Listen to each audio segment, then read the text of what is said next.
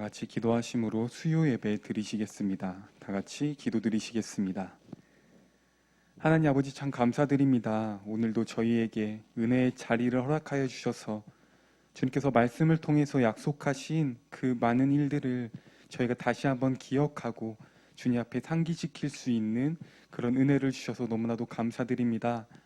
우리가 고백하는 찬양들과 그리고 주님께 다짐하는 그 많은 기도들과 그리고 주님께서 허락하신 그 많은 깨달음이 담은 말씀을 통하여 주님께서 우리에게 허락하신 그 은혜를 다시 한번 기억하게 하시고 붙들게 하시고 끝까지 지킬 수 있도록 저희가 주님 앞에 반응하며 나아갈 수 있도록 하여 주시옵소서. 주님께서 예배 끝날 시간까지 계속해서 우리를 은혜 가운데 거하게 하실 줄을 믿사오며 예수님 이름으로 기도드립니다. 아멘. 다 같이 찬송가 546장 찬양 드리시겠습니다.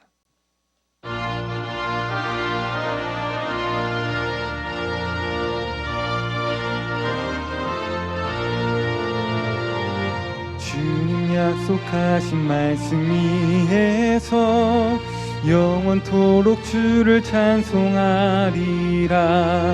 소리 높여 주께 영광 돌리며 약속 믿고 굳게 서리라. 굳게 서리 영원하신 말씀 위에 굳게 서리. 굳게 서리 그 말씀 위에 굳게 서리라. 주님 약속하신 말씀 위에서 세상 염려 내게 엄습할 때 용감하게 힘써 싸워 이기며 약속 믿고 굳게 서리라. 굳게 서리 영원하신 말씀 위에 굳게 서리. 굳게 서리 그 말씀 위에 굳게 서리라.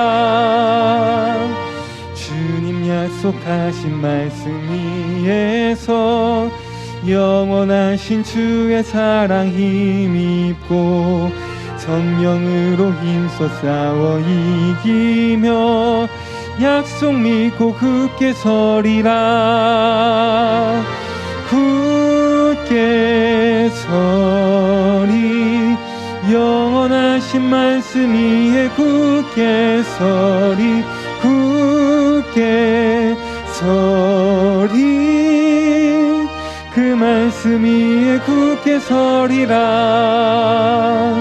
주님 약속하신 말씀 위에서 성령 인도하는 대로 행하며 주님 품에 항상 안식 얻으며 약속 믿고 굳게 서리라. 굳게 서리 영원하신 말씀 위에 굳게 서리. 굳게 서리 그 말씀 위에 굳게 서리라. 3절 주님 약속하신 말씀 위에서 영원하신 주의 사랑 힘입고 성령으로 힘써 싸워 이기며 약속 믿고 굳게 서리라. 굳게 서리 영원하신 말씀 위에 굳게 서리. 굳게 서리 그 말씀 위에 굳게 서리라.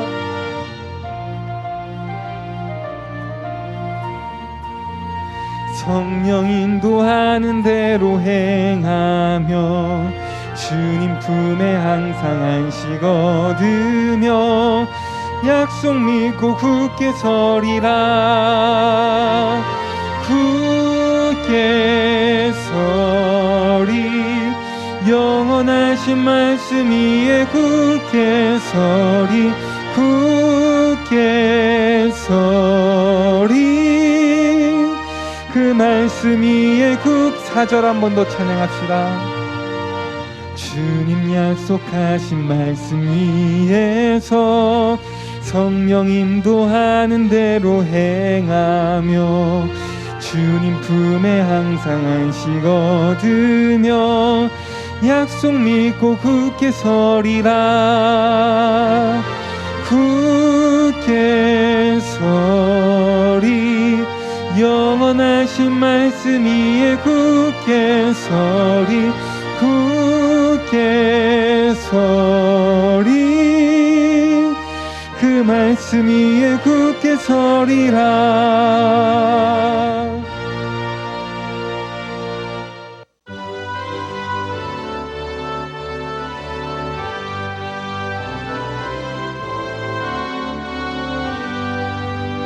주의 음성을 내가 들으니 사랑하는 말일세.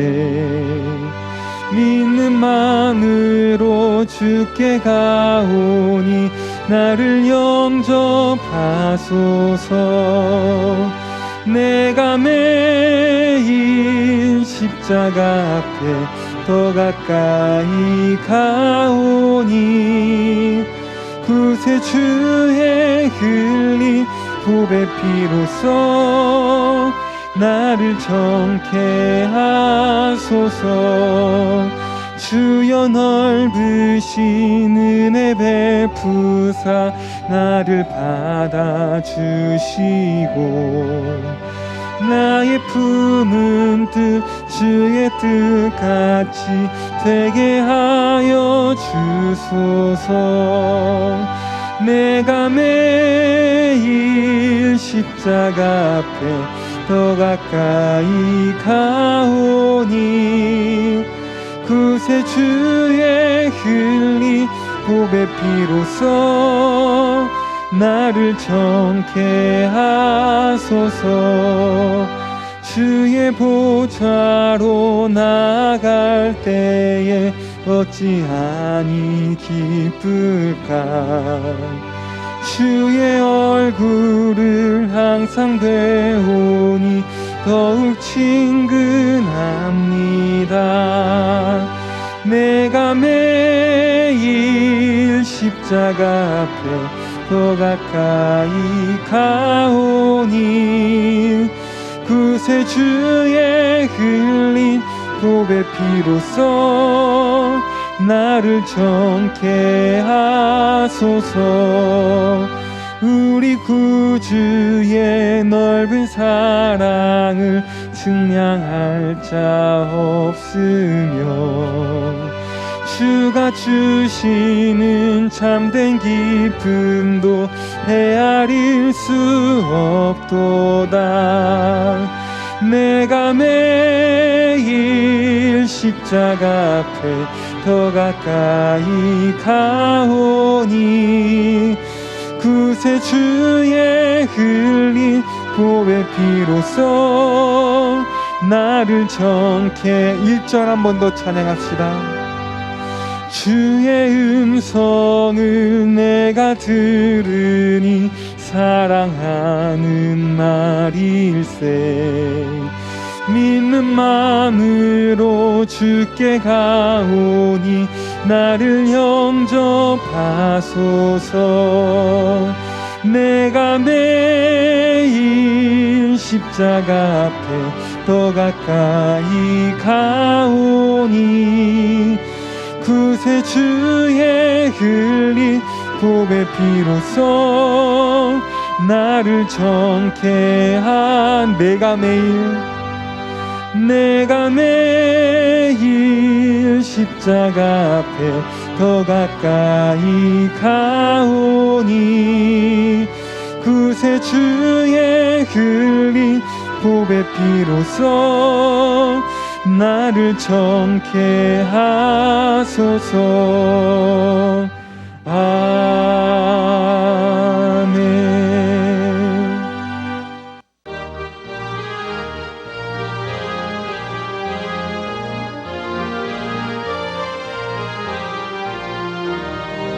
세상 모든 풍파 너를 흔들어 약한 마음 낙심하게 될 때 내려주신 주의 복을 세어라. 주의 크신 복을 내가 알리라. 받은 복을 세어 보아라. 크신 복을 내가 알리라. 받은 복을 세어 보아라. 주의 크신 복을 내가 알리라. 세상 근심 걱정 너를 누르고 십자가를 등에 지고 나갈 때 주가 내게 주신 복을 세어라. 두려움 없이 항상 찬송하리라. 받은 복을 세어 보아라. 크신 복을 내가 알리라. 받은 복을 세어 보아라. 주의 크신 복을 내가 알리라. 세상 권세 너의 앞길 막을 때 주만 믿고 낙심하지 말아라.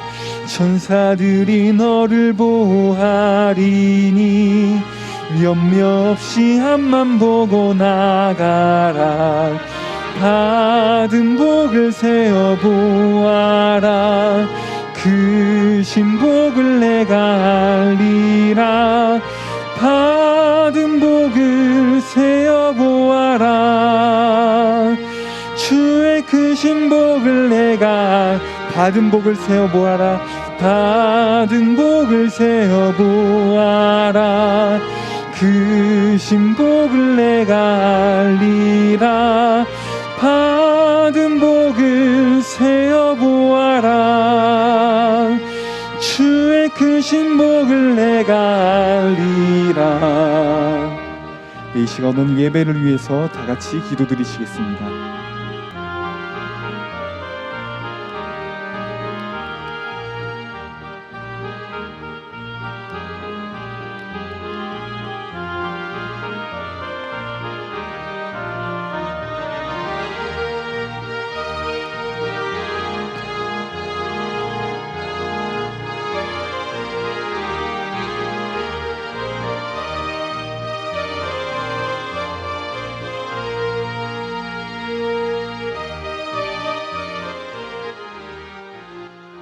하나님 감사합니다. 하나님 예배할 수 있는 귀한 시간 주심에 참으로 감사합니다. 이 시간 저희들 하나님의 그 풍성한 은혜를 충만하게 저희들의 내면에 채우기를 소망합니다. 하나님 저희와 함께 하여 주시옵소서. 하나님의 은혜 없이 단 한순간도 살 수 없습니다. 하나님 저희 불쌍히 여기시고 하나님을 더욱더 알 수 있게 하시고 이 시간 말씀으로 또 우리가 하나님 앞에 진심으로 기도할 때에 우리 안에 거룩한 영으로 역사하시는 그 하나님에 대해서 우리가 온전히 경험할 수 있는, 그래서 하나님에 대해서 제대로 체험할 수 있는 하나님의 그 살아계심을 제대로 깨달을 수 있는 그런 예배가 되어질 수 있도록 끝나는 시간까지 저희들 가운데 역사하여 주시옵소서. 특히나 저희들의 생각과 저희들의 마음을 다스려 주시옵소서. 하나님께서 기뻐하시지 않는 저희들의 생각 정리하여 주옵소서. 죄와 사망으로 기인한, 또 죄로 이끌어가고 사망으로 이끌어가는 더러운 생각들을 저희들 가운데서 물리쳐 주시고, 또 더러운 감정들 저희들 안에 역사하지 못하도록 하나님의 기쁨과 하나님의 평안과 또 어떤 반드시 울어야 할 자에게는 하나님의 눈물로 이 시간 채워주셔서 온전히 하나님 안에서 하나님의 그 생명만 먹고 마실 수 있는 온전한 예배가 되게 하여 주시옵소서. 교회 속에 있는 자들 한 사람 한 사람 찾아가 주시고 그들이 메마른 땅처럼 하나님 앞에 마른 존재로 살아가지 아니하도록 하나님 그들에게 그들을 불쌍히 여기시고 하늘을 여시며 그들에게 은혜의 담비를 허락하여 주시옵소서. 그들이 자신들의 인생에 살아가는 데 있어서 가장 필요한 것이 무엇인지, 가장 중요한 것이 무엇인지, 진짜 소중한 것이 무엇인지, 가장 시급한 것이 무엇인지 깨달을 수 있도록 주여 도와주셔서 마치 이 세상에서의 삶이 다인 것처럼 필요 이상으로 여유 있게, 여유 부리며 하나님 앞에 게으르게 살아가지 아니하도록 하나님, 그들의 생각을 하나님께 집중시켜 주시옵소서.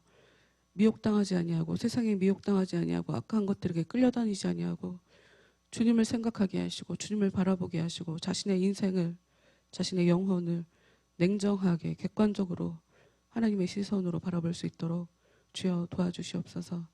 다시 한번 끝나는 시간까지 말씀 가운데 더욱더 기름 부어 주셔서 심히 기름진 기름 부음으로 멍에를 끊는다 하신 그 말씀이 저들 가운데 현실이 실제가 되게 하여 주시옵소서. 예수님 이름으로 기도합니다. 아멘. 사도행전 18장 말씀 보도록 하겠습니다. 사도행전 18장 일단 17절까지만 먼저 읽도록 할게요. 사도행전 18장 1절부터 17절까지 읽도록 하겠습니다. 같이 합독하도록 하죠. 그 후에 바울이 아덴을 떠나 고린도에 이르러 아굴라라는 본도에서 난 유대인 한 사람을 만나니 글라우디오가 모든 유대인을 명하여 로마에서 떠나라 한 고로 그가 그 아내 브리스길라와 함께 이달리아로부터 새로 온지라. 바울이 그들에게 가매 생업이 같음으로 함께 살며 일을 하니 그 생업은 천막을 만드는 것이더라. 안식일마다 바울이 회당에서 강론하고 유대인과 헬라인을 권면하니라. 실라와 디모데가 마게도냐로부터 내려오매 바울이 하나님의 말씀에 붙잡혀 유대인들에게 예수는 그리스도라 밝히 증언하니 그들이 대적하여 비방하거늘 바울이 옷을 털면서 이르되 너희 피가 너희 머리로 돌아갈 것이요 나는 깨끗하니라. 이후에는 이방인에게로 가리라 하고 거기서 옮겨 하나님을 경외하는 디도 유스도라 하는 사람의 집에 들어가니 그 집은 회당 옆이라. 또 회당장 그리스보가 온 집안과 더불어 주를 믿으며 수많은 고린도 사람도 듣고 믿어 세례를 받더라. 밤에 주께서 환상 가운데 바울에게 말씀하시되 두려워하지 말며 침묵하지 말고 말하라. 내가 너와 함께 있음에 어떤 사람도 너를 대적하여 해롭게 할 자가 없을 것이니 이는 이 성중에 내 백성이 많음이라 하시더라. 1년 6개월을 머물며 그들 가운데서 하나님의 말씀을 가르치니라. 갈리오가 아가야 총독되었을 때에 유대인이 일제히 일어나 바울을 대적하여 법정으로 데리고 가서 말하되 이 사람이 율법을 어기면서 하나님을 경외하라고 사람들을 권한다거늘 바울이 입을 열고자 할 때에 갈리오가 유대인들에게 이르되 너희 유대인들아 만일 이것이 무슨 부정한 일이나 불량한 행동이었으면 내가 너희 말을 들어주는 것이 옳거니와 만일 문제가 언어와 명칭과 너희 법에 관한 것이면 너희가 스스로 처리하라. 나는 이러한 일에 재판장 되기를 원하지 아니하노라 하고 그들을 법정에서 쫓아내니 모든 사람이 회당장 소스테네를 잡아 법정 앞에서 때리되 갈리오가 이 일을 상관하지 아니하니라. 아멘. 지난주에 아덴에서 말씀을 전했던 바울의 모습을 봤죠. 처음에 데살로니가를 갔었는데 거기서 베레아도 기억할 거예요. 하나님 앞에 예의 있게 말씀이 그런가 하고 고민해봤던 이 베레아도 지난주에 봤고, 그리고 아덴에 가서 말씀을 전했던 바울을 봤죠. 지금 2차 전도 여행이고 어찌됐건 환상으로 하나님께서 계속 역사해 주시고, 그리고 특히나 뭐 감옥이 이렇게 지진으로 흔들리면서 묶인 게 풀리고 뭐 이럴 정도로 성령께서 많이 역사해 주심에도 불구하고 그 사역의 열매가 사실 시원찮지 않다라는 것을 여기 아덴까지 이제 바울에게 이렇게 보여지는 그런 모습이죠. 분명히 성령께서 역사해주고 계시는데도 불구하고 사역의 열매가 많이 없어요. 이제는 바울이 이제 아덴을 떠나 고린도에 왔습니다. 근데 여기에 누가 나타났냐? 아굴라라는 사람이 나타나요. 이제 부부예요. 아굴라하고 브리스길라. 이 두 사람에 대해서 바울이 성경에 굉장히 여러 차례 여기저기 언급을 했어요. 어떤 게 있냐? 로마서에 보면 지금 이 사람들 아굴라하고 이 아내 브리스길라 이 사람들은 로마에서 온 사람이에요. 로마에서 온 사람들. 이 사람들은 이미 로마에서부터 믿음을 갖고 있는 사람으로 보여요. 로마에서 쫓겨났죠. 유대인들은 로마에서 다 떠나가라. 추방령이 일어났단 말이에요. 그래서 도망을 나와서 지금 여기 고린도에 이른 상태죠. 그런데 그 사람들을 로마에 있는 교회에 바울이 편지를 보낼 때 이 사람들에 대해서 언급을 하는 게 있어요.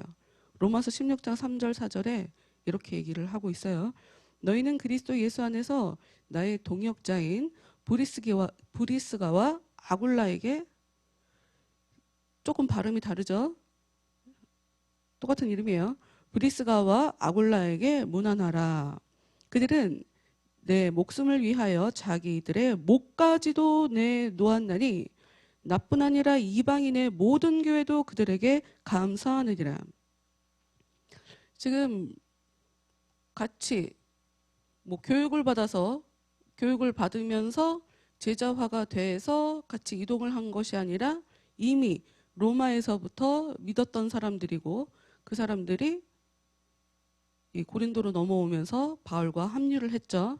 근데 이들이 굉장히 사역에 있어서 바울에게 잘했던 모양이에요. 동역자다라는 이야기도 하고 있지만 그 부부가 바울을 위해서 자기들의 목까지도 내놓은 사람이다 라고 그렇게 얘기를 하고 있어요. 그리고 이제 고린도전서라고 하는 고린도 교회에 또 바울이 보낸 편지가 있거든요. 거기에도 이들을 언급하고 있죠. 고린도전서 16장 19, 20절 아시아의 교회들이 너희에게 문안하고 아굴라와 브리스가와 그 집에 있는 교회가 주 안에서 너희에게 간절히 문안하고 모든 형제도 너희에게 문안하니 너희는 거룩하게 입맞춤으로 서로 문안하라. 쉽게 여러분 이 당시에 다시 한번 얘기했지만 우리가 바울이 보낸 편지들을 여러 개를 갖고 있어요. 그러니 그냥 편지를 보냈다라고 단순하게 생각할 수 있겠지만 편지를 보내는 데 있어서 편지를 만드는 데 있어서 사실 비용이 굉장히 많이 발생해요. 그렇기 때문에 문장 하나를 넣는 것도 중요한 말이 아니면 쓸 수 없어요. 길어지니까. 근데 다시 한번 고린도 교회에 보내는 이 편지에도 이 두 사람에 대해서 기록하고 있고 디모데 후서에도 브리스가와 아굴라에게 문안해라. 이렇게 앞으로 사역에 있어서 굉장히 중요한 역할을 하게 되는 사람들을 하나님께서 만나게 해주시는 것을 우리가 이제 알 수가 있죠. 그런데 이 둘을 만났는데 3절을 봅시다. 이 부부와 바울이 같은 게 있어요. 생업, 그러니까 직업이 같은 거죠. 직업이 같아요. 그래서 함께 살며 일을 하게 됐대요. 같이. 그 생업이 무엇이냐? 천막을 만드는 것이더라. 제가 처음에 이 말씀을 보면서는 그리고 이제 전부터 바울의 직업이 천막 만드는 사람이었다라는 것을 제가 잘 알고 있으니까. 근데 이제 현대 교회, 요즘 우리나라 교회에 기독교 안에는 그 목사님들의 직업을 바라보는 눈이 좀 두 가지 정도가 있는 것 같아요. 자기 직업을 가지면서 말씀을 전할 수 있다라고 하는 쪽과 목회에만 전념하는 두 가지로, 없으면 굶고 이렇게 두 가지로 나눌 수가 있어요. 근데 바울이 이렇게 천막 만드는 직업을 갖고 있으니 사람들은 바울도 천막을 만드는 직업을 갖고 있었다. 그래서 목사님들이 직업을 갖는 것에 대해서 별로 부담스럽지 않게 생각하죠. 바울도 그랬으니까. 그런데 바울은 조금 달라요. 뭐가 다르냐? 바울은 한 곳의 교회에서 계속 정착해서 그 교회를 계속 섬기면서 그 교회에서 이렇게 사례비를 받을 수 있는 상황이 아니죠. 가는 곳곳마다 새로 교회를 만드는 상황이니까. 그러니 이 사람은 어쩔 수 없이 자기 직업을 가져야만 해요. 누가 섬겨주지 않으면 안 된다고요. 어찌됐건 이 부분은 뒤에 가서 좀 더 이야기를 하도록 할게요. 이 부부와 바울이 직업이 같아서 같이 천막을 만들었다. 성경을 보면서 계속 좀 아쉽다 하는 부분이 있어요. 뭐냐? 여기 지금 천막을 만드는 거라고 써 있지만 사실 바울은 가죽을 만드는 사람이라고 봐야 되는 게 맞아요. 가죽을 가지고 천막을 만들었으니까요. 뭐 지금같이 좋은 천이 있는 게 아니기 때문에 특수하게 가공한 천이 있는 게 아니잖아요. 그래서 예전에 천막은 가죽으로 만들었기 때문에 그래서 가죽을 만드는 사람이 맞죠. 그리고 이걸 보면서 그것도 생각났어요. 우리가 예수님을 목수라고 알고 있어요. 그런데 성경을 원문으로 보면 예수님을 목수 아니에요. 예수님은 건축가예요. 그런데 그거를 우리가 목수로 알고 있죠. 뭐 굳이 짚지 않아도 되는 문제일 것 같지만 그럼에도 불구하고 정확히 한번 짚어보고 넘어갑니다. 어찌됐건 뭐 자기도 먹어야 되고 같이 함께 다니는 사람들도 굉장히 많았기 때문에 바울이 그래서 이제 세 사람이 같이 살면서 천막을 만드는 일을 했다라고 성경이 기록하고 있어요. 그런데 4절 안식일마다 바울이 회당에서 강론하고 유대인과 헬라인을 권면하니라. 역시나 고린도에 가서도 회당에 가서 강론을 하고 유대인과 헬라인 이전까지 유대인은 유대인 나름대로 바울을 괴롭히고 핍박하고 헬라인은 헬라인대로 핍박했죠. 그런데 여전히 바울은 고린도 교회에 가서 고린도 교회의 이 회당에 가서 복음을 전하는 이런 상황이었어요. 이 고린도는 사실 이 교육이 굉장히 활발하게 성행했던 그런 곳이에요. 상업적으로 그러니 당연히 번영할 수밖에 없죠. 돈을 많이 버니까요. 여러분 이런 곳에 원래 돈이 좀 있으면 여유가 있으면 타락하게 돼 있어요. 어쨌든 참 어떻게 보면 좀 슬픈데 고린도는 특히나 아프로디테라고 하는 여시인에 대해서 여러분 많이 들어보셨을 거예요. 그걸 섬기는 이 중심지예요. 고린도 자체가 그 도시 자체가 그래서 그 신전이 그 한복판에 있었단 말이에요.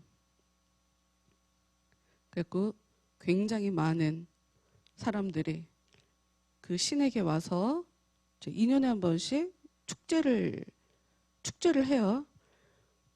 고린도가 주관하는 축제를 한단 말이에요. 그러면 헬라의 다양한 그 나라 사람들이 다 그곳에 와서 그 신을 섬기는 그런 축제를 하죠. 그럼 그때는 어떤 일이 벌어지냐? 뭐 포세이돈을 섬기는 그런 일도 했지만 결정적으로 이 아프로디테 이 신전에 여자 노예들이 한 1000여 명 정도 있었다고 해요. 그 당시에 뭐 과거 뭐 고대 사회의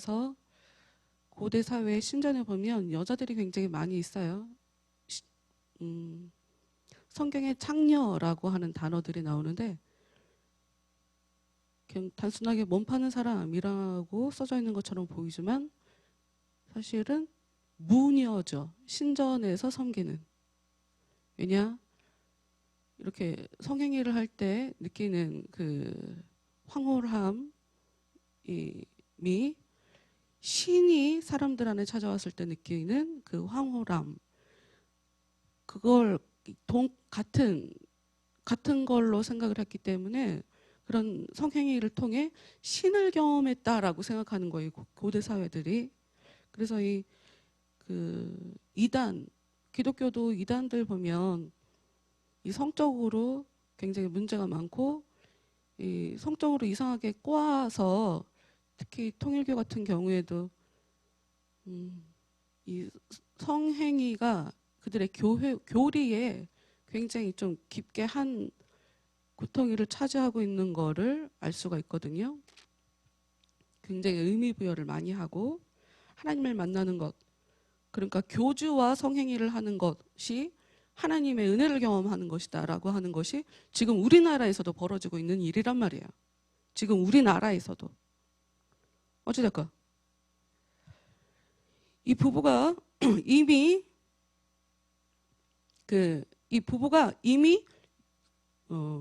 로마에서부터 그리스도인이 된 상태에서 같이 바울과 같이 다니는 중에 5절 봅시다.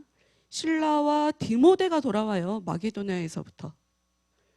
아까 사람들이 급하게 바울만 아덴에서 이렇게 보냈던 것 지난주 17장에서 봤는데 아직 오지 않았던 실라와 디모데가 마게도냐에서부터 고린도로 이렇게 넘어오게 되죠. 근데 말씀을 잘 볼게요. 5절 말씀. 실라와 디모데가 마게도냐로부터 내려오매 바울이 하나님의 말씀에 붙잡혀 유대인들에게 예수는 그리스도라 밝히 증언하니, 여기 사실 말하지 않으므로 여러 가지를 말하고 있어요. 실라와 디모데가 같이 합류했는데 바울이 왜 갑자기 바뀐 걸까요? 바울이 하나님의 말씀에 붙잡혔다. 바울이 유대인들에게 예수가 그리스도라고 밝히 증언하게 됐다. 대체 그들과 함께 한 게 대체 어떻게 달라졌길래 이런 일이 벌어지는 걸까요?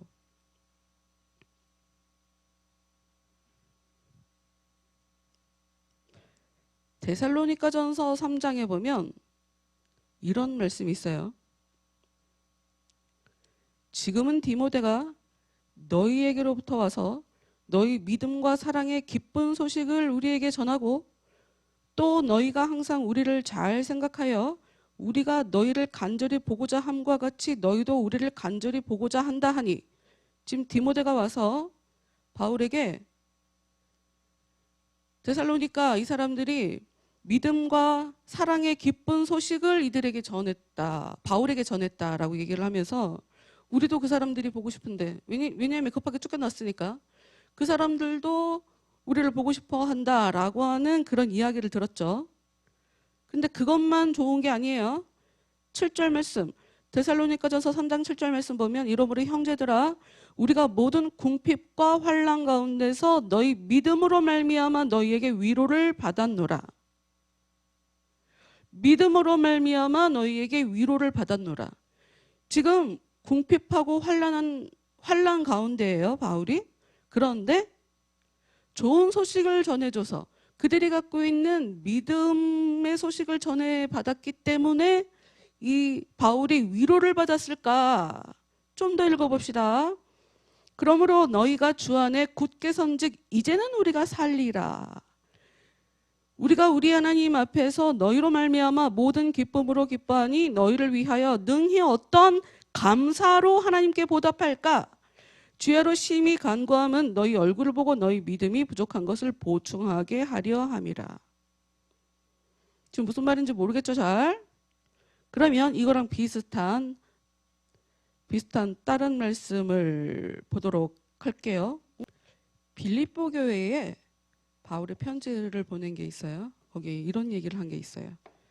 빌립보 사람들아, 너희도 알거니와 복음의 시초에 내가 마게도냐를 떠날 때에 주고받는 내 일에 참여한 교회가 너희 외에 아무도 없었느니라.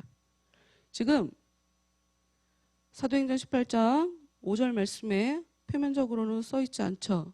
근데 실라와 디모데가 오면서 교회 소식도 전했지만 물질을 전달을 했어요. 그래서 바울이 말씀을 전하는 일만 하면 됐어요. 천막 만드는, 먹고 살아야 하니까 천막 만드는 일도 했다가 5절에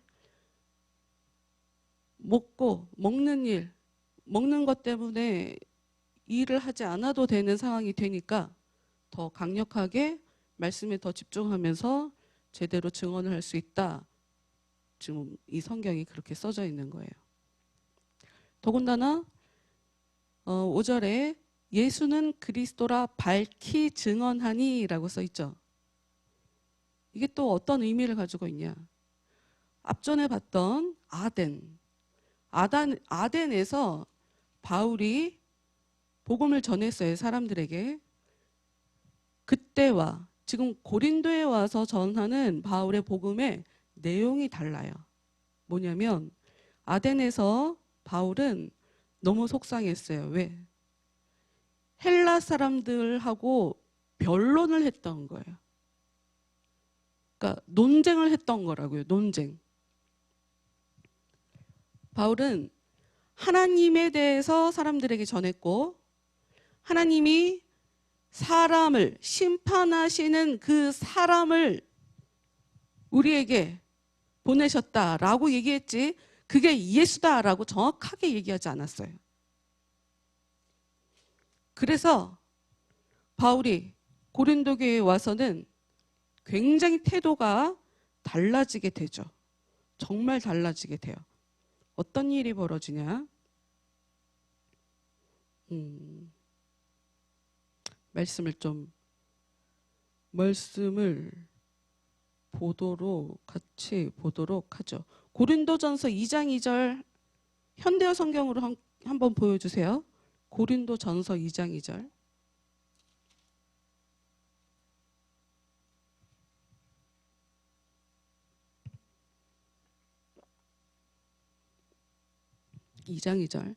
예수 그리스도와 십자가 위에서 맞은 그분의 죽음 외에는 말하지 않기로 결심하고 있었습니다. 철학적으로 사람들이랑 무엇이 옳다 하고 논쟁해봤자 의미가 없다는 거예요. 얻어지는 게 없다는 거죠. 그래서 내가 예수를 얘기하지 않았다. 십자가를 이야기하지 않았다. 이래서 더 십자가와 예수에 대해서만 말하기로 바뀐 거죠. 3절 말씀 좀 읽어볼게요. 여러분에게 갔을 때 나는 심약하고 떨리는 심정이었습니다. 아니 아무리 옳은 얘기를 해도 뭐해? 사람들이 받아들이질 않는 걸.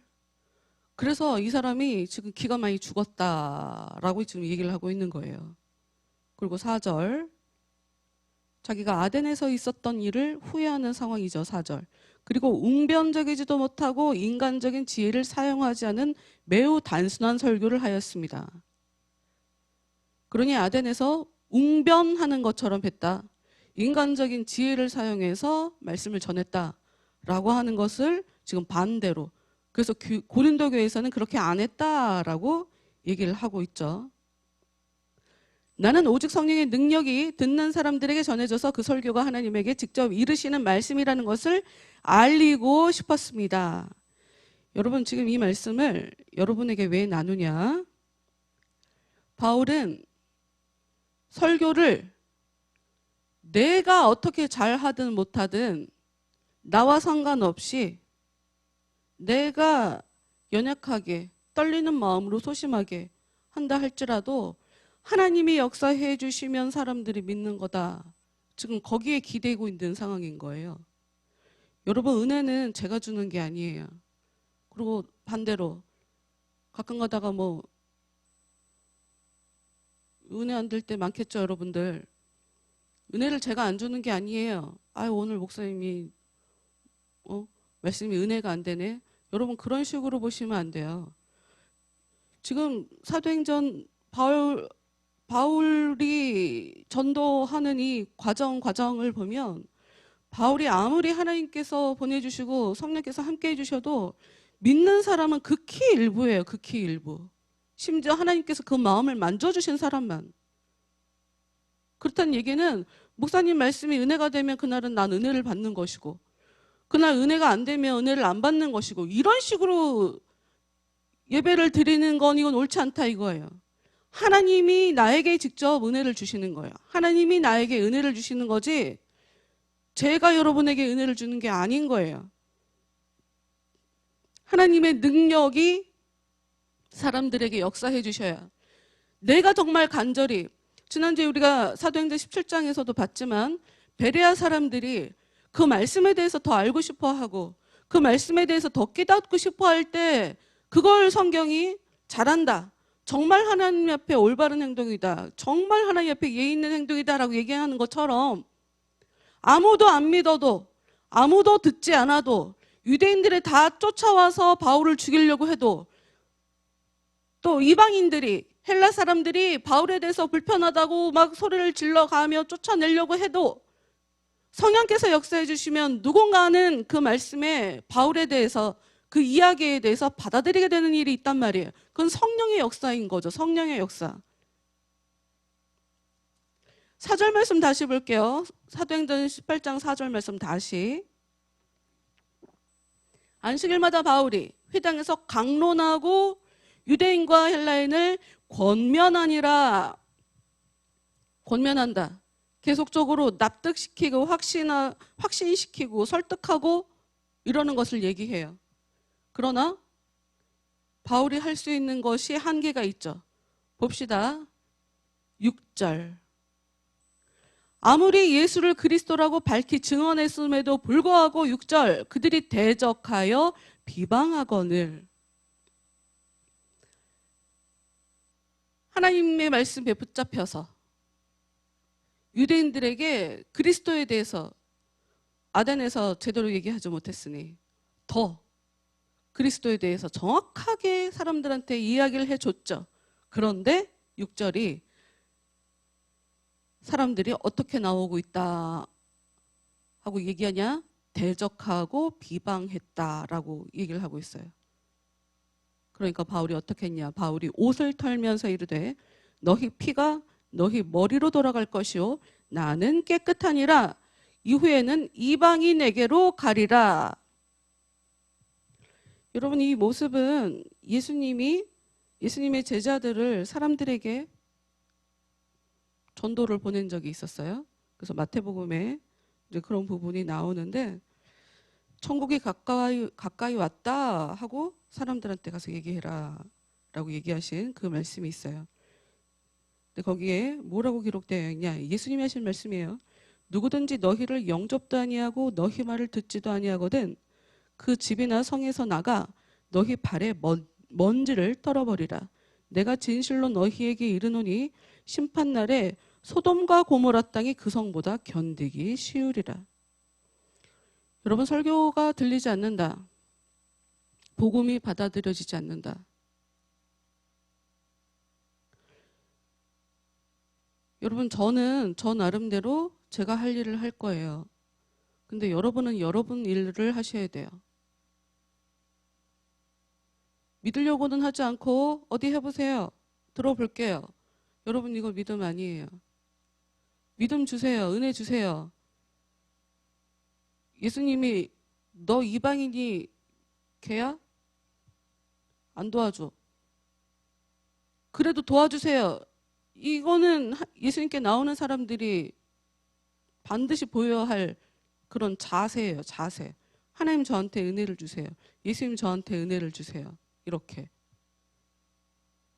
설교가 안 들린다. 단순하게 여러분이 저에 대해서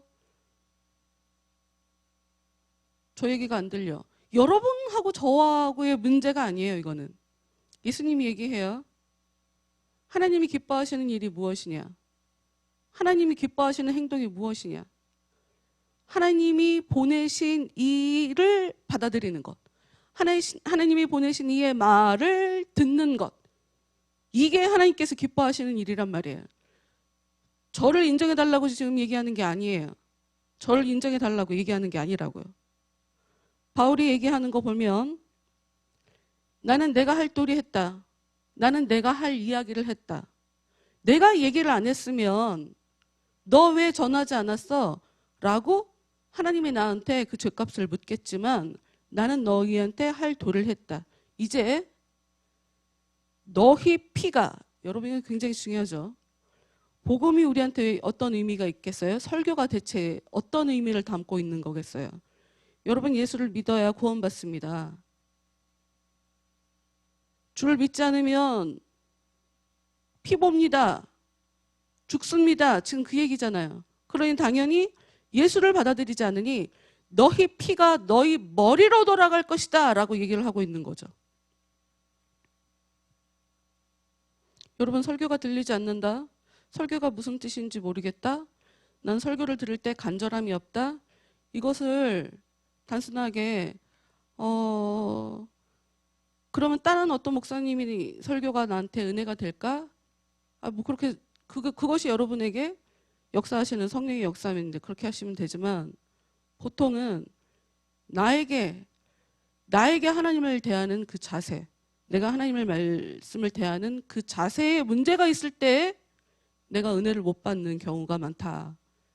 그러니 이건 여러분이 정말 하나님을 사모하는 마음으로 말씀을 듣는다면 그 믿음이 하나님을 움직이게 해서 저로 하여금 여러분이 반드시 들어야 할 이야기를 하도록 만드실 거예요.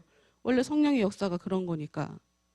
그러니 말씀에 들리지 않는 건 내 피가 내 머리로 돌아온다라고 하는 이거 굉장히 무서운 말씀이다. 무서운 상황이다라는 것을 여러분이 좀 기억하셔야 할 필요가 있어요. 이제 7절로 가볼게요. 회당에서 이제 말씀을 못 전하게 됐죠. 사람들이 대적하고 비방하니까. 근데 어디에 가게 됐냐?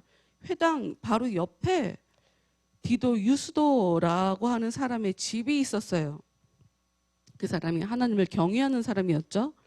여러분 이 사람이 예수를 믿는 사람이 아니라 하나님을 경외하는 사람이었어요. 예수님 말씀도 하나님을 믿었더라면 너희들이 나를 믿었을 것이다 라고 얘기하시는 말씀이 있거든요. 너희들이 나에 대해서 이렇게 하는 걸 보니 너희들은 하나님의 자녀가 아니다 라고 얘기하는 게 있어요.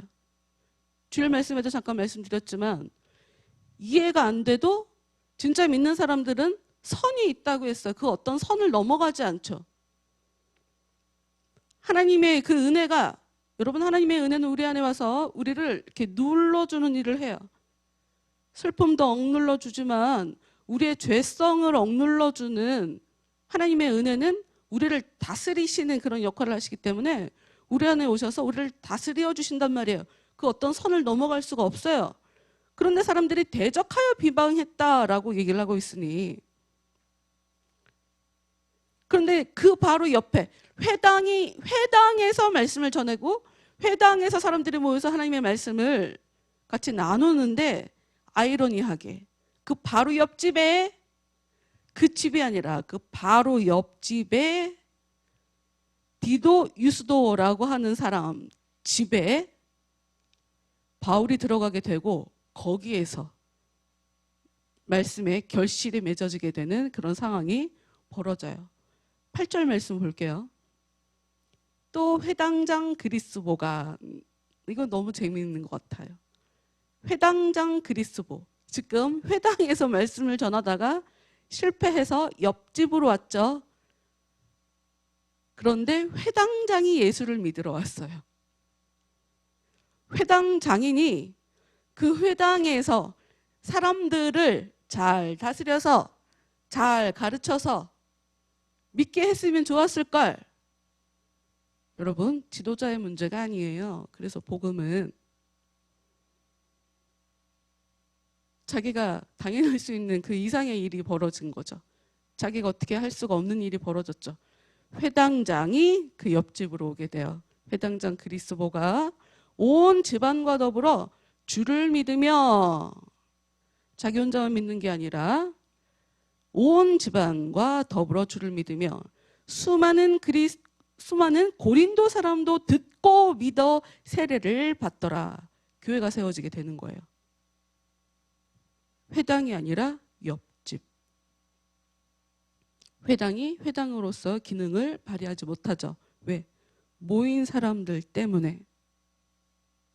예수님의 성전, 예수님이 예루살렘에 나타나셔서 성전 무너질 거다라고 예언하셨던 거 기억하실 거예요. 성전이 성전으로서의 역할을 하지 못하니 성전은 무너지죠. 그리고 예수님은 제자들로 인해서 교회를 세우죠. 회당장에 분명히 하나님에 대해서 강론하는 그런 곳이죠. 주일마다. 그런데 그 주인공인 구약의 말씀의 진정한 주인공인 그 예수에 대해서 받아들이지 않으니 옆집이 교회로 세워지고 있는 그런 상황을 보고 있어요. 그리고 그들뿐만 아니라 고린도 사람들, 수많은 고린도 사람들이 듣고 믿어 세례를 받더라. 9절 말씀. 밤에 주께서 환상 가운데 바울에게 말씀하시되 두려워하지 말며 침묵하지 말고 말하라. 그렇죠. 지금 이 말씀을 보니까 바울이 겁을 냈었나 보다를 어느 정도 짐작할 수 있을 것 같아요. 그리고 말씀드렸잖아요. 아덴에서 돌아온 이후에 바울이 기가 죽었다, 위축됐다라고 하는 것이 고린도전서 2장에 바울 스스로 쓰고 자기 스스로 자기 모습을 이야기하고 있는 부분이니까. 그런데 하나님이 환상 가운데 바울에게 나타나시죠. 두려워하지 마라. 입 다물고 있지 마라. 다 말해라. 말해야 된다라고 얘기해요. 10절. 내가 너와 함께 있음에 어떤 사람도 너를 대적하여 해롭게 할 자가 없을 것이니 이는 이 성중에 내 백성이 많음이라. 지금 너는 사람들이 너를 대적하고 비방하고 있는 상황이니 겁이 날 수 있어. 그런데 대적하는 사람이 있을지라도 너를 해롭게 하진 못해. 그러니 걱정하지 말고 말씀을 전해야 돼 라고 예수님께서 환상 가운데 바울에게 나타나신 거죠. 그리고 또 굉장히 중요한 한 가지, 예수님이 왜 사람들이 너를 해롭게 하지 않을 것인가, 대적하는 사람이 있는데도 불구하고 왜 계속 얘기해야 하는가에 대한 정확한 이유를 예수님이 얘기하시죠. 이는 이 성중에 내 백성이 많음이라. 예수님이 고린도 이 도시 안에 굉장히 많은 예수님의 백성들을 준비해 놓으셨다라고 지금 얘기를 하고 있어요. 그러니 그들을 계속 가르쳐야 된다. 그래서 바울은 이전과는 달리 뭐 아무리 길어야 한 달, 뭐 한 달 반, 뭐 석 달, 뭐 이랬었다가 1년 6개월을 이곳에서 머물면서 하나님의 말씀을 가르치는 일이 벌어져요. 당연히 브리스길라와 아굴라도 함께 했겠죠. 저는 이 말씀 보면서 제 과거가 생각이 나더라고요. 뭐였냐면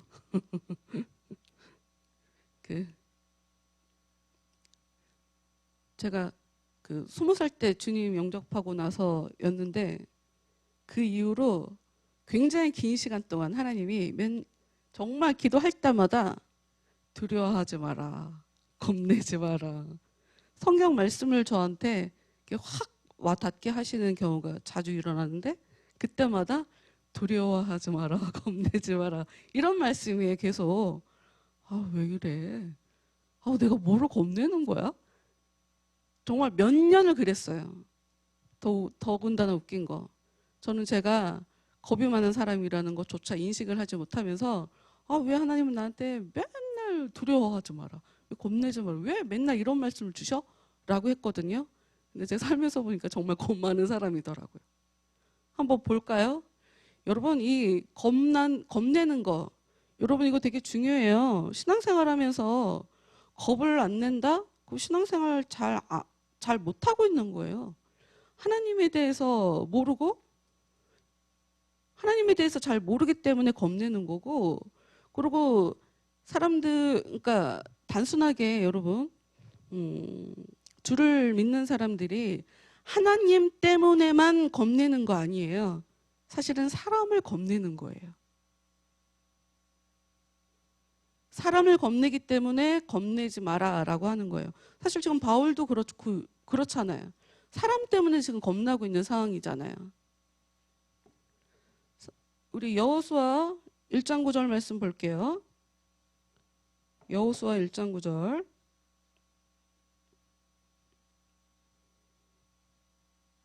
여호수아에게 하나님께서 말씀이에요. 내가 내게 명령한 것이 아니냐? 강하고 담대하라. 두려워하지 말며 놀라지 말라. 내가 어디로 가든지 내 하나님 여호와가 너와 함께 하느니라. 6절부터 강하고 담대하라로 시작하시면서 지금 9절에 다시 한번 두려워하지 말며 놀라지 말라라고 얘기를 하고 있어요.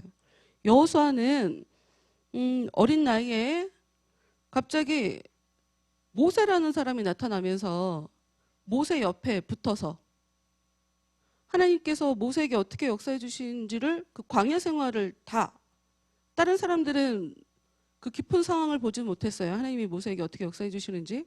근데 유일하게 잘 봤었던, 제대로 봤었던, 가장 옆에서 모세를 섬겼던 그런 사람이거든요. 근데 모세가 죽고 나서 하나님 앞에 이제 이 백성을 끌고 가야 된단 말이에요. 그 전까지는 계속 의지해서 있었죠. 내가 이끌고 갈 일이 없으니까. 근데 여러분, 모세한테도 끊임없이 불평불만하고 원망했던 그런 사람들이에요. 그런데 여호수아가 이스라엘 백성들을 데리고 이제 가나안 땅 들어가서 정복을 해야 되는 상황이란 말이죠. 전쟁을 해야 되기 때문에 전보다 더 전쟁 못한다고 우리가 왜 전쟁을 해야 되냐고 이런 일이 벌어지지 않겠어요? 당연히 안 따라오면 어떡하지? 겁을 낼 수밖에 없죠. 그래서 하나님이 여호수아에게 약속을 해주시는 거예요. 네 평생에 너를 대적할 대적이 없다. 내가 모세한테 함께 해준 것처럼 내가 너와 함께 해주겠다. 내가 모세와 함께 해준 거 봤지? 봤어요. 내가 너하고도 함께 해줄 거야. 이런 얘기죠. 강하고 담대해라. 너는 내가 그들의 조상에게 맹세하여 그들에게 주리라 한 땅을 이 백성에게 차지하게 하리라.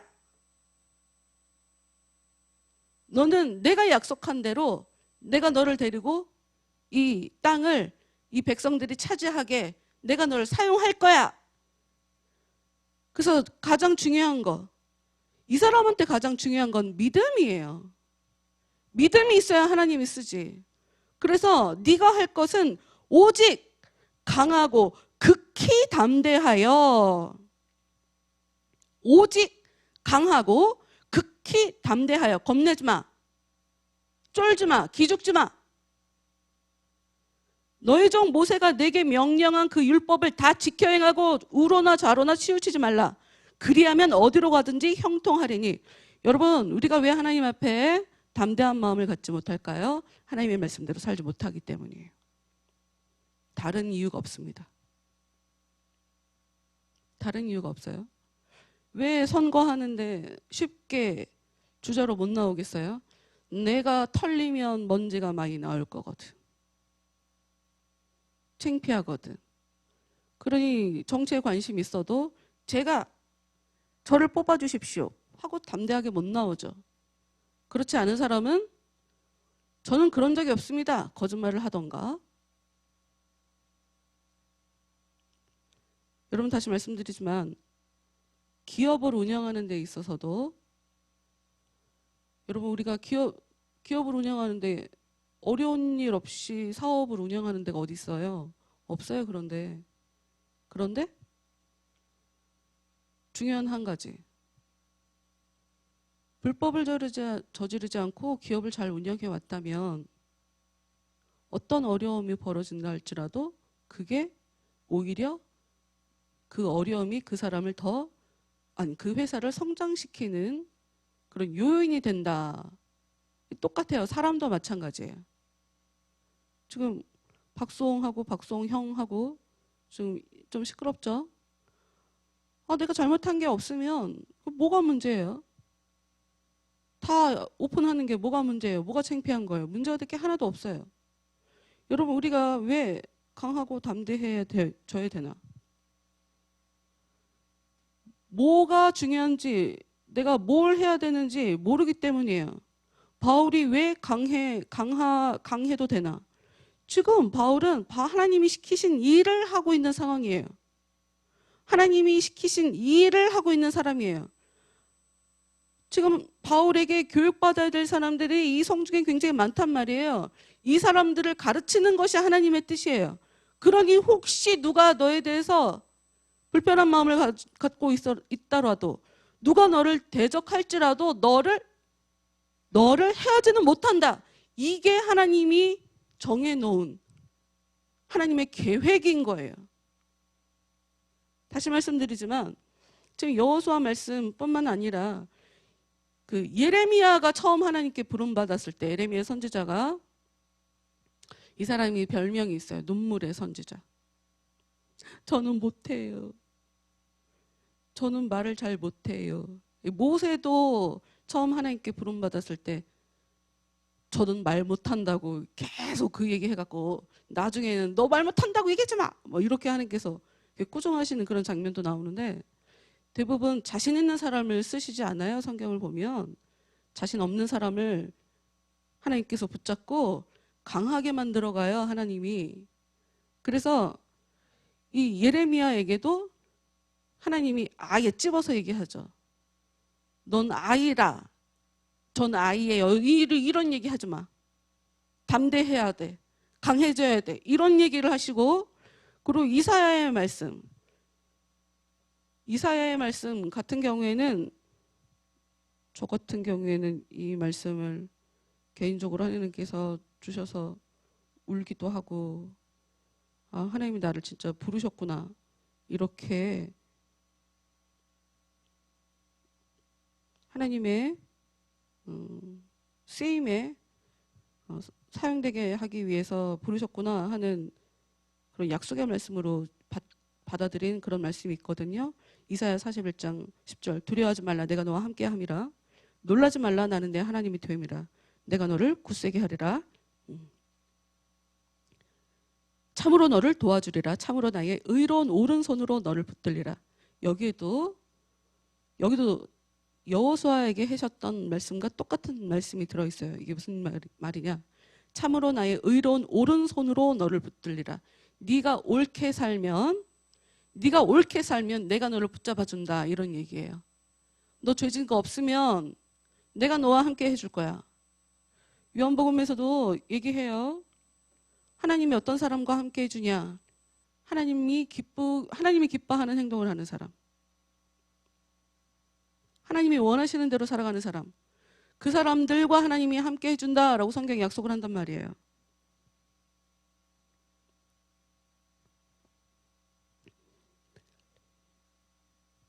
이는 나 여호와 너희의 하나님이 내 오른손을 붙들고 내게 이르기를 두려워하지 말라. 내가 너를 도우리라 할 것임이라. 누가 너랑 싸우려고 와도 너를 못 찾을 거야. 걔는 너랑 싸울 수 없을 거야. 굉장히 센 것 같고, 그래서 나랑 지금 싸우자고 왔는데 걔네들이 쟤네 별거 아니네? 이런 일이 벌어질 거야. 성경이 우리한테 얘기해 주는 거예요. 내가 똑바로 하면 누가 나한테 뭐라고 하겠어요? 내가 똑바로 했는데. 여러분, 지금 바울 얘기를 하고 있지만 이것을 가지고 우리가 깨달아야 할 점은, 사람들 앞에서나 하나님 앞에서나 우리가 하나님께서 원하시는 대로 산다고 한다면, 하나님은 하나님께서 원하시는 대로 살아가는 그 사람을 사용하신다고요. 하나님이 쓰신다고요. 그리고 하나님이 쓰시면서 복을 주신다고요. 아무한테나 복 주시는 게 아니에요. 하나님이 기뻐하시는 사람과 함께 하시며 그들을 쓰신다고요. 그럼 내가 하나님과 함께 하는 자가 되면 겁낼 거 없이 살아갈 수 있어요. 내가 하나님이 기뻐하시는 일이 무언지를 계속 고민하면서 찾아가면서 내 행동을 바라보면서 내가 정말 성경에 써 있는 대로 내가 하나님이 기뻐하시는 대로 내가 지금 이렇게 살아가고 있나? 이런 거를 확인하면 누가 나를 건들지 않아요. 건들 수도 없고 건들려고 왔다가 누가 건드렸다 하더라도 그 사람이 잘못했다라고 판명 나게 돼 있을 거예요. 판명 나게 될 거예요. 그게 하나님의 약속이에요. 바울에게만 약속해 주신 것이 아니라 우리에게도 약속해 주시는 거예요. 실제로 이제 고린도에서 어떤 일이 벌어졌을 때 아무 일 없이 바울이 아무 일도 없이 고의를 넘어가게 되는 일이 요 기록 12절 이후로 또 나오게 되는데, 여러분 지금 상황 속에서 벌어지는 일을 보면 저도 제 개인적으로 바울이 1차 전도 여행, 2차 전도 여행, 이제 3차 전도 여행을 하는 것이 이제 18장 안에 또 나오게 되는데, 갈수록 업그레이드 되고 있는 것을 알 수가 있어요. 그래서 이렇게 사람의 열심으로 해서 되는 게 아니구나. 하나님이 역사해 주셔야 되는 거구나.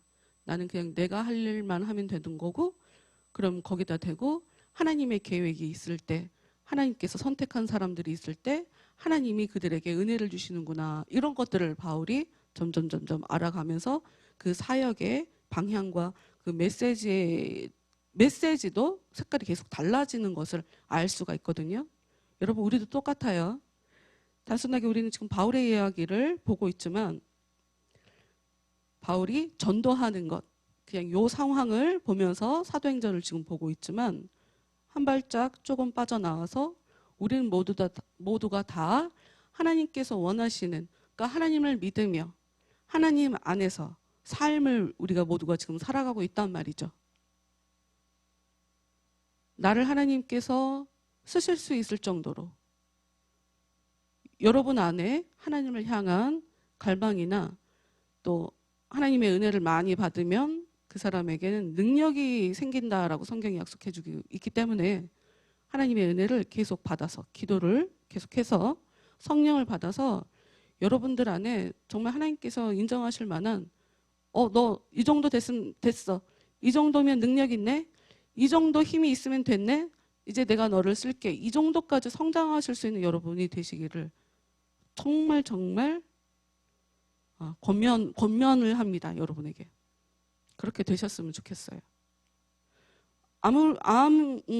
바울이 지금 여기까지 성경을 굉장히 많이 알고 있는 사람이었고, 예수님을 기적같이 경험했지만 그럼에도 불구하고 굉장히 긴 시간 동안, 지금 고린도 교회에 오기까지 굉장히 긴 시간 동안 하나님께서 만지고 거의 20년 가량의 시간을 지금 보내고 있는 상황이에요. 하나님이 우리에게 은혜 주신다고 하고 복을 주신다고 약속을 하셔도 그게 언제 우리에게 나타나게 될지, 그게 언제 우리에게 효과를 발휘하게 될지, 한 걸음 더 나아가 내가 아니라 내 자식에게 주실지, 그거는 알 수 없어요. 굉장히 긴 시간이 걸릴 수 있으니까요. 그러나 하나님은 살아계시고 하나님의 뜻이 있으면, 그리고 우리가 진짜 하나님을 믿고 있으면 하나님은 우리와 함께 하시는 분이고, 그러니 우리의 삶을 살아가는 데 있어서 우리가 겁낼 필요가 없고, 우리가 누굴 두려워해요 대체. 걱정하지 않아도 되고 아무것도 염려하지 말고 오직 감사해라, 기뻐해라, 그냥 기도해라. 그것이 성경이 우리한테 가르쳐 주시는 건데, 다시 말씀드리지만 우리가 왜 걱정하냐, 왜 근심하냐, 왜 두려워하냐?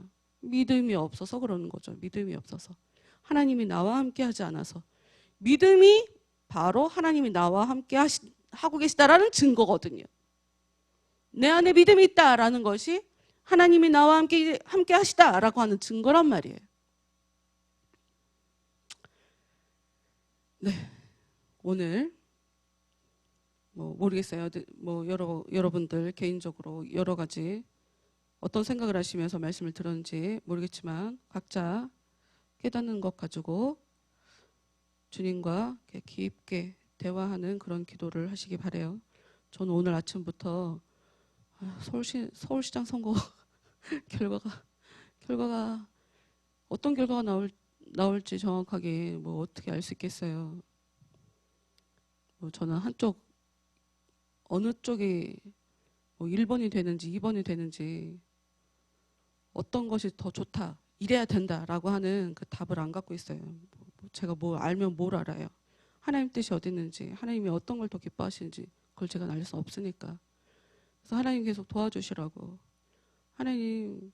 하나님께서 이 나라를 좀 불쌍히 여겨주시고 특히나 이 서울시 가운데 하나님께서 좀 은혜를 좀 주시라고. 그래서 거기 계속 이렇게 신경 쓰고 그러게 되더라고요. 여러분, 절대로 작은 일 아니에요. 시장이 선거되는 건. 대통령이 굉장히 중요한 것처럼 서울은 나는 내가 볼 때는 국무총리보다 서울시장이 더 높은 것 같은 그런 생각을 하고 있기 때문에 굉장히 중요하거든요. 그러니 뭐 이미 투표할 사람 다 끝났겠지만 그래도 마무리될 때까지 하나님 역사해 주시라고 기도합시다. 서울시장 선거 위해서 기도하시고, 그리고 특히나 하나님의 계획 가운데서 이제까지 살아온 바울, 천막 만드는 일을 했지만 이렇게 물질 부분을 그 실라와 디모데가, 아니 어찌 보면 이들이 해결한 게 아니고 이제 교회들이 바울을 섬겨준 거죠. 그러면서 말씀에만 계속 집중할 수 있게 된 그런 사람이 됐잖아요. 어찌됐건 이런 모습들도 이제 뭐 제가 아니라 이제 일반 성도분들 같은 경우에는 먹고 사는 것에 너무 시간 뺏기고 마음 많이 뺏기면 정작 하나님의 말씀에 붙잡혀 살 수가 없어요. 그러니 하여튼 은혜를 경험하려면 우리가 하나님께 붙들려야 되거든요. 그러니 삶 속에 물질 부분 때문에 너무 걱정하는 일 벌어지지 않도록 좀 우리 집안에 물질의 윤택함을 달라고 특히 좀 기도하셨으면 좋겠어요.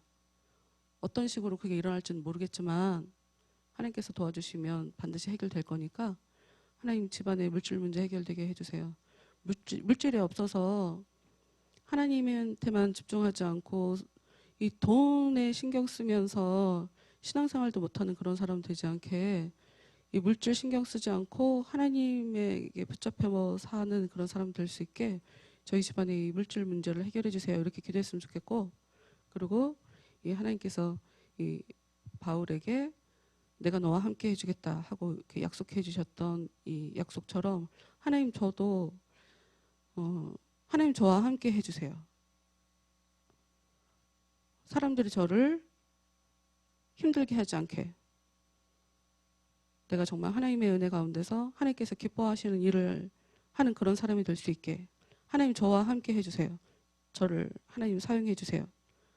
하나님 저를 기쁘게 사용하시고 또 저에게 또 넘치도록 복을 주세요. 이렇게 다 같이 기도하도록 하겠습니다.